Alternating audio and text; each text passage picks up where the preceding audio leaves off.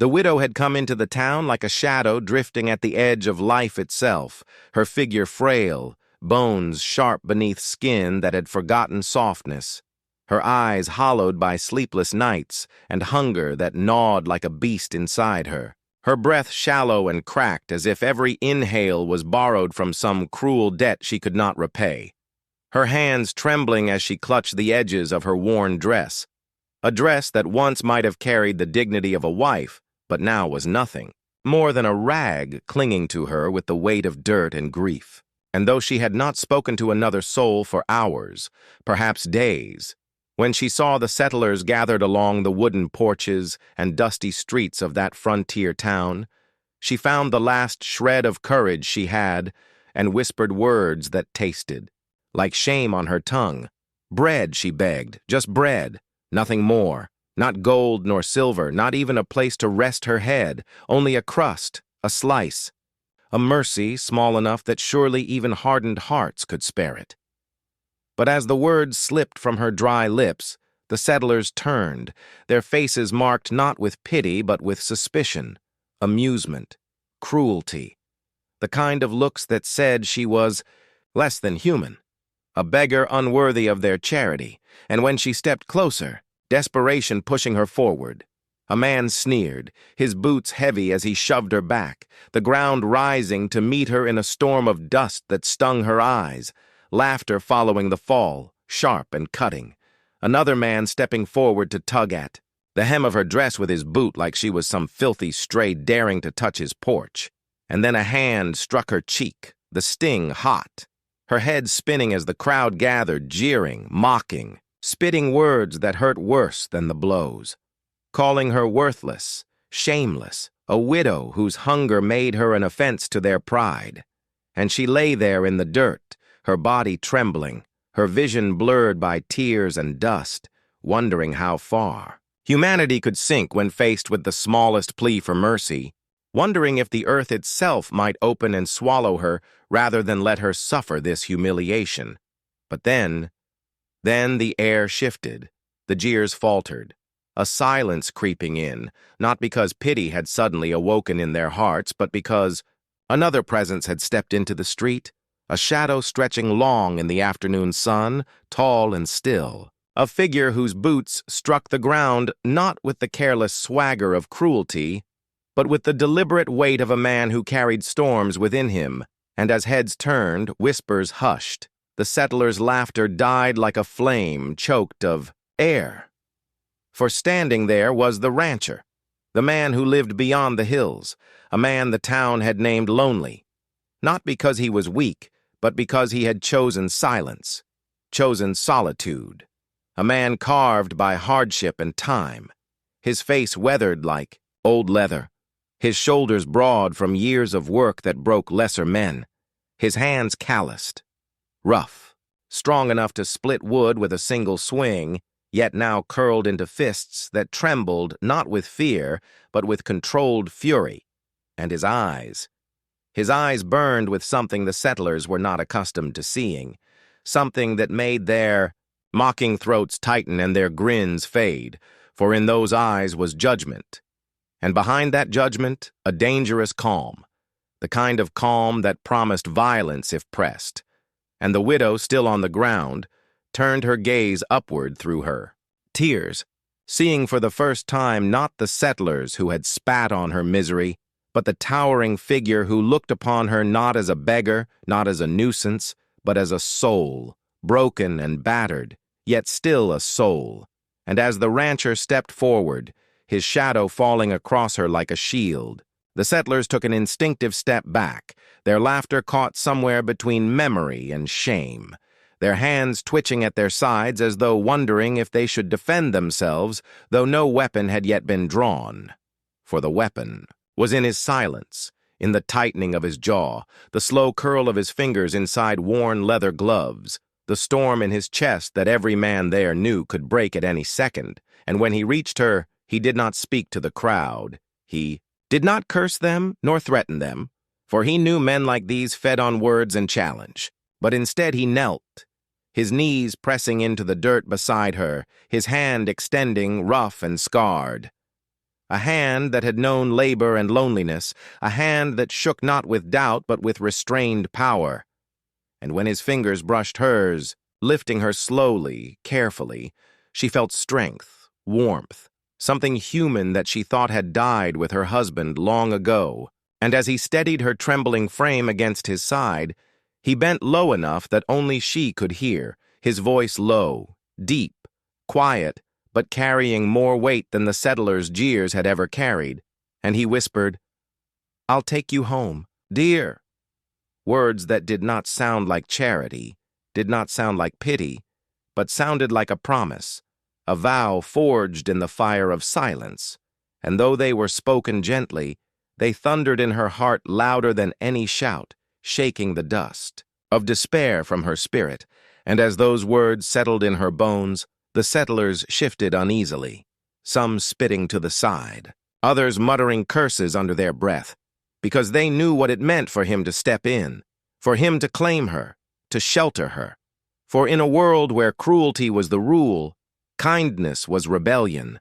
and rebellion never went unpunished. Yet, he did not falter, did not look back at them, only adjusted his hold on her bruised frame and began to walk, each step slow but firm, his boots thudding against the dirt with the certainty of a man who had made his choice and would not be turned, and the crowd parted without command, their eyes following, their whispers rising like snakes in the grass, promises of trouble, of consequences, of whispers carried to men who thrived on violence. But the rancher heard none of it, or perhaps he did, and simply did not care, for his path had shifted, his solitude broken, his life no longer his own, bound now by a vow spoken, in 6 quiet words, words that would echo long after the dust of that day settled, words that would draw lines in the sand between cruelty and compassion, between silence and defiance, and as the widow leaned against him, her body frail,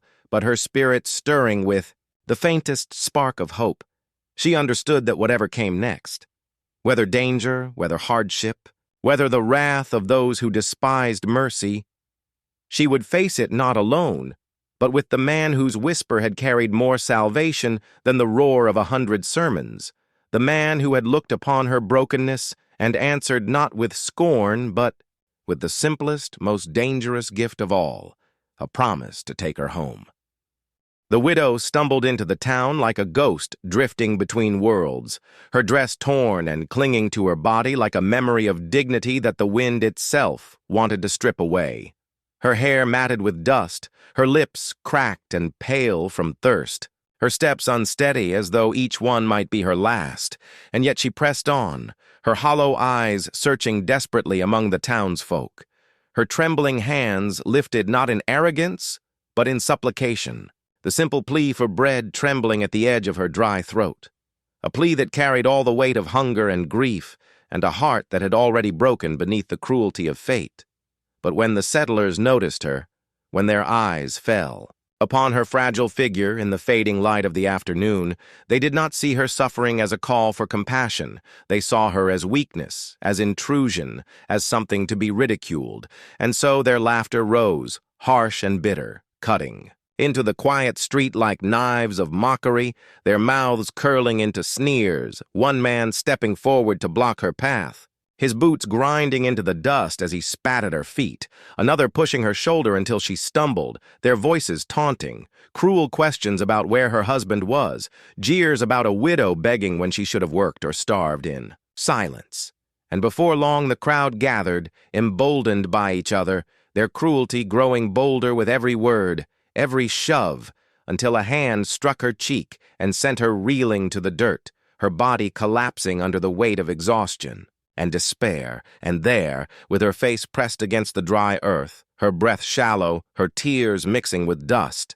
she thought perhaps this was how it ended, not with mercy, not with dignity, but with humiliation and blows at the hands of those who could not see her as human. Yet in that moment, as the settlers loomed over her, laughing, something shifted. The sound of boots striking the ground in a rhythm too steady, too deliberate to belong to cruelty, and slowly the laughter faltered, unease prickling at the edges of the mob. For there he was, the rancher, the man who lived alone beyond the hills, the man who had become a rumor more than a neighbor. His solitude a tale mothers whispered to restless children, his silence a wall no one had breached. And now he stood in the dust, his hat pulled low against the sun, his shoulders broad, his figure unmoving, yet filled with such weight that it seemed to pull the air tight around him. And as the settlers turned to face him, their smirks trembled into uncertainty, because this was not a man they understood. This was a man who had carried loss like a stone on his back for years. A man who had buried his wife with his own hands when fever stole her away. A man who had stood in a cabin filled with silence and listened to it echo through his bones night after night until it carved hollows in him deeper than any canyon. A man who had sworn never to open his heart again, who had sworn to live alone, because the world had proven too cruel to trust, and yet as his eyes fell upon the widow crumpled in the dust, he did not see only her. He saw echoes. His wife's face pale in her final hours, her lips trembling with words of comfort for him, when it should have been he comforting her. He saw the grave he had dug with trembling hands, the wooden cross he had carved in silence, the years that followed where he had spoken to no one, eaten alone, worked alone, lived with ghosts rather than risk the pain of losing flesh and blood. Again and now, in this broken woman, he saw not a beggar, not a nuisance, but a reflection of all that pain, all that loss, all that he had carried like a wound that never healed. And something inside him broke, not with weakness, but with a strength born of grief, a strength that said he could not stand by and let the cruelty of the world consume another soul before his eyes. So he stepped forward, boots striking the dirt with heavy certainty, the crowd instinctively shifting back as though his silence carried the weight of thunder. And without a word to them, without raising his voice or his hand, he knelt beside her, his rough fingers brushing the dirt from her cheek, his hand sliding beneath her shoulders, lifting her with a gentleness that stood in violent contrast to the blows she had endured. And as her wide, tear-streaked eyes met his, she saw something she had not seen in years. Recognition, not of her suffering as entertainment, but of her humanity. And as the settlers muttered, anger and shame colliding in their throats, the rancher bent close, his voice low, deep, so quiet that only she could hear it, yet so powerful it seemed to settle into her bones, and he whispered, "I know what it means to lose everything, but I won't let them take what little you have left. I'll take you home, dear."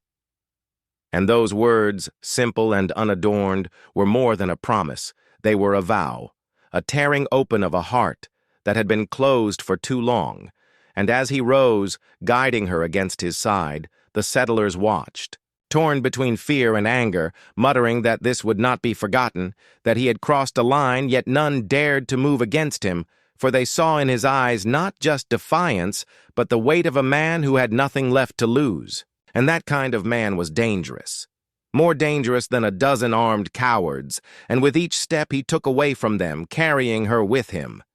His past walked with him too, the nights of loneliness, the ghosts of love and loss, all reshaping themselves into something new, into a burden he chose to carry, into a bond forged not of convenience, but of need. And though he knew the cost would come,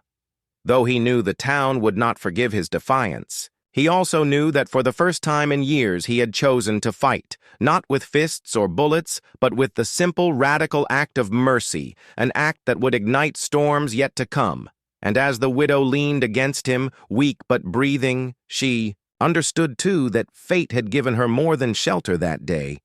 It had given her the one thing she thought she had lost forever: hope. Hope carried in the arms of the lonely rancher who whispered 6 words that turned the tide of both their lives. "I'll take you home, dear." The widow's knees hit the dust of the town square with a hollow thud that seemed to echo louder than the jeers around her, as though the earth itself was bearing witness to her collapse. And yet not a hand moved to lift her, not a single merciful, Soul stepped from the crowd, for mercy had long dried up in this settlement where hunger had turned hearts into stone and cruelty into sport.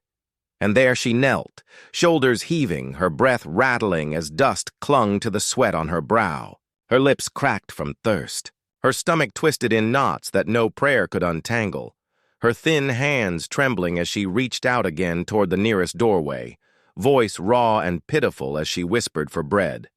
Just bread. Nothing more.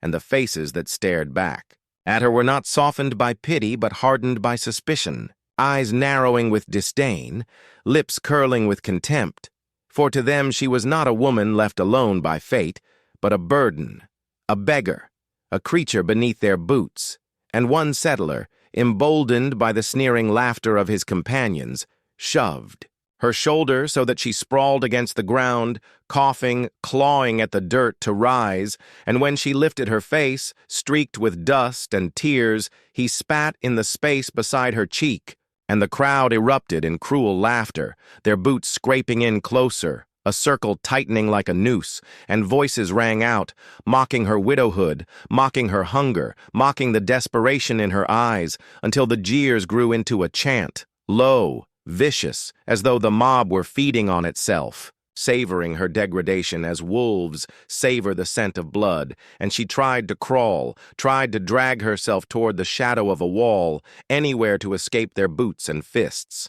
But a hand seized her hair and yanked her head back, pain flashing, white through her skull, and she cried out, but the sound only fed their cruelty, only urged them on, until the crowd surged forward again, hands grabbing, shoving, throwing her down, lifting her only to see her fall. And in those moments, she believed truly that her end would come here, not from starvation, but from the pleasure of her neighbors who had turned into tormentors, that she would die not in silence but in the uproar of laughter. And she closed her eyes, her lips forming the words of a prayer she could barely remember, asking only for the pain to be quick when suddenly the rhythm of their cruelty broke, fractured by silence so sudden, so absolute. It spread like a shadow through the circle, and the laughter faltered. The jeers trailed into uneasy mutters, for in the midst of their frenzy someone had come, someone whose presence chilled the heat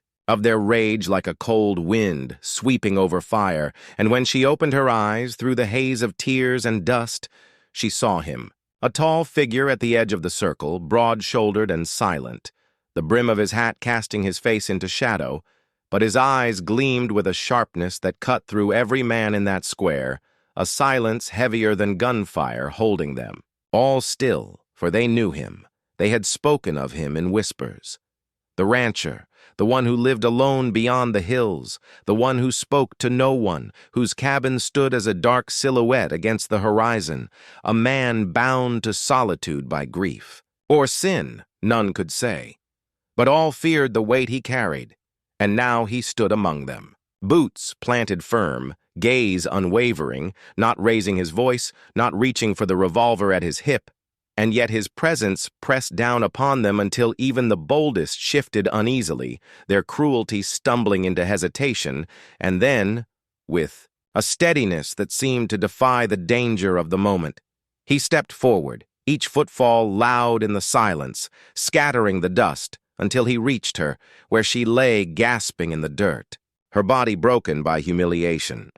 And he crouched, his hand sliding gently beneath her arm, rough from years of work yet tender now as it lifted her as though she were not a burden,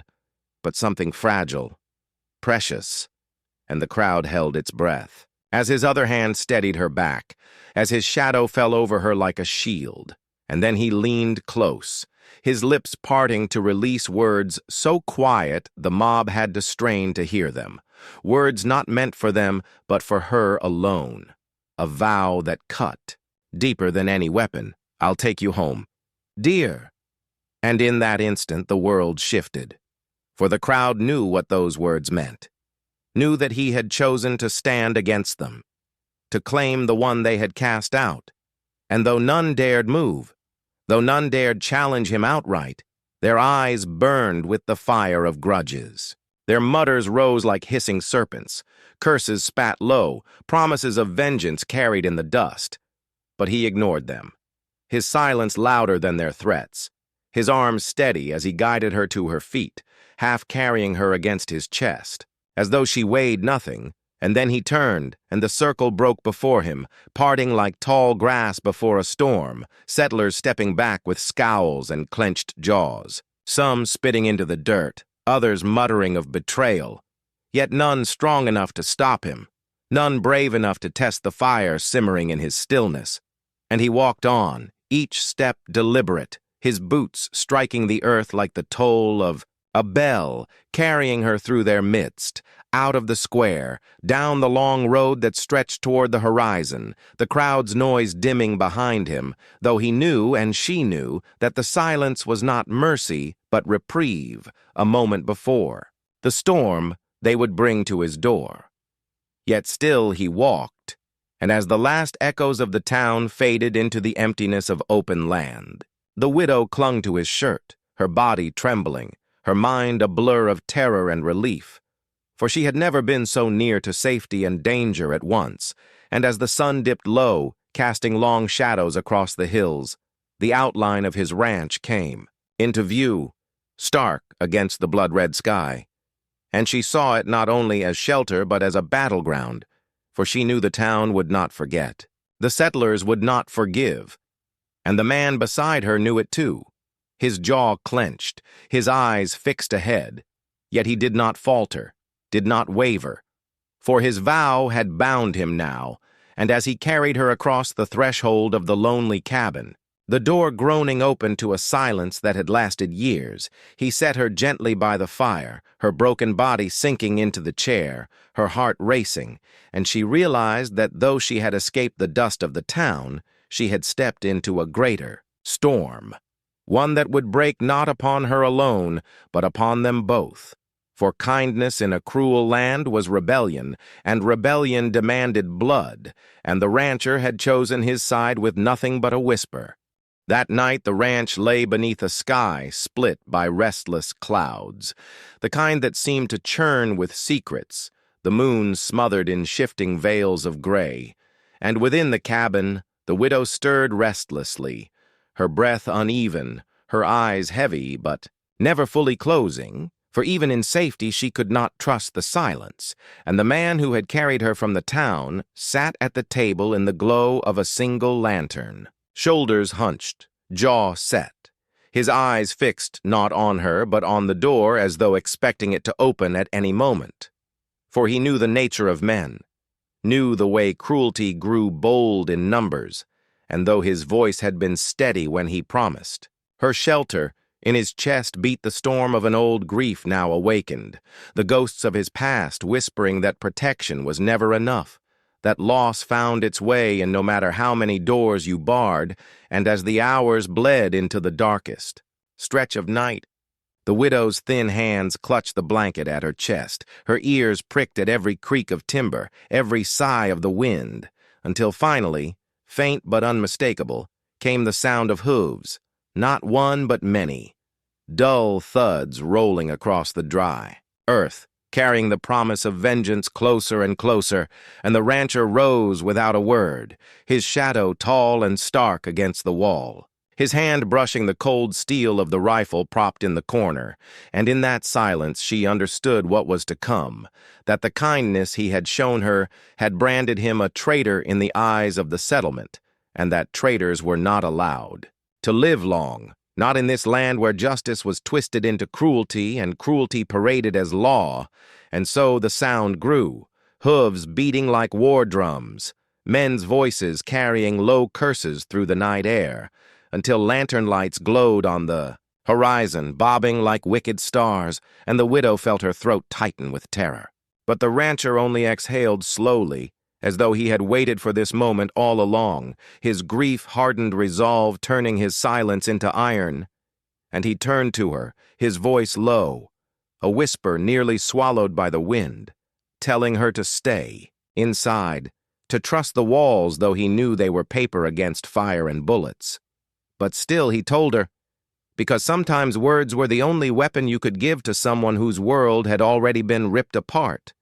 And then he stepped outside, the door creaking shut behind him, the lantern's glow spilling onto the porch, and there he stood as the riders approached. Dust swirling around their hooves, their eyes gleaming with hatred, their laughter sharp and cruel as knives, and the leader, a thick-set man with a scar dragging across his cheek, raised a torch and called out accusations, his words twisting the truth into venom, declaring the widow a thief, a burden, a plague, and the rancher her accomplice, guilty of harboring what the town had cast away. And the crowd roared in agreement, their anger swelling like a tide, but the rancher did not move, his rifle held loose at his side, his silence louder than their fury, until finally he raised his voice, not in pleading but in warning, low and steady,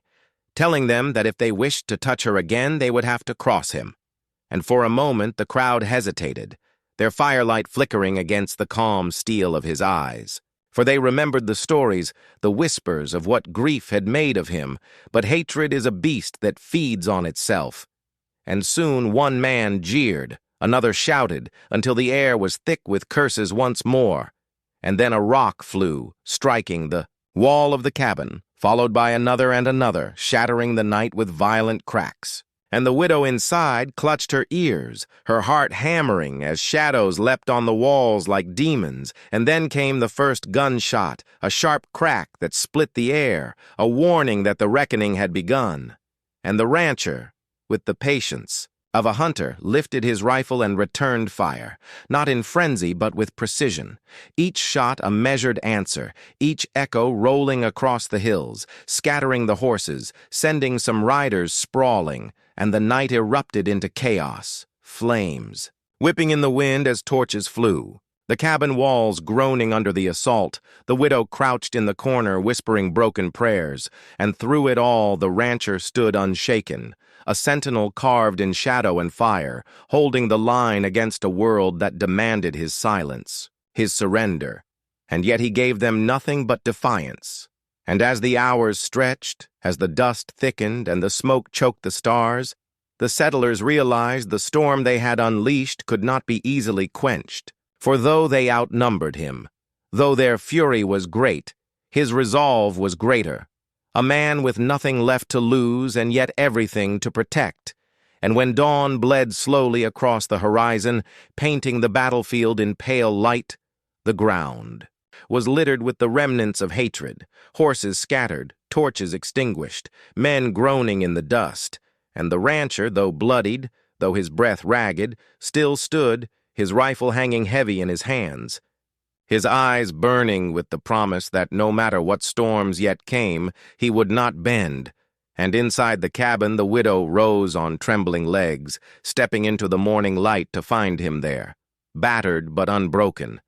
And in that moment she understood the weight of his vow. That home was not the cabin, nor the walls that might crumble, but the shield of his defiance, the fire of his silence, the unyielding strength of a man who had chosen to stand when the world demanded he fall. And though she knew the settlement would return, that this night was but the first chapter of a war etched in blood and smoke. Still she stepped to his side, her hand brushing his arm, her eyes fixed on the horizon, ready to face it with him. For in his fight she had found her shelter, and in her survival he had found his reckoning.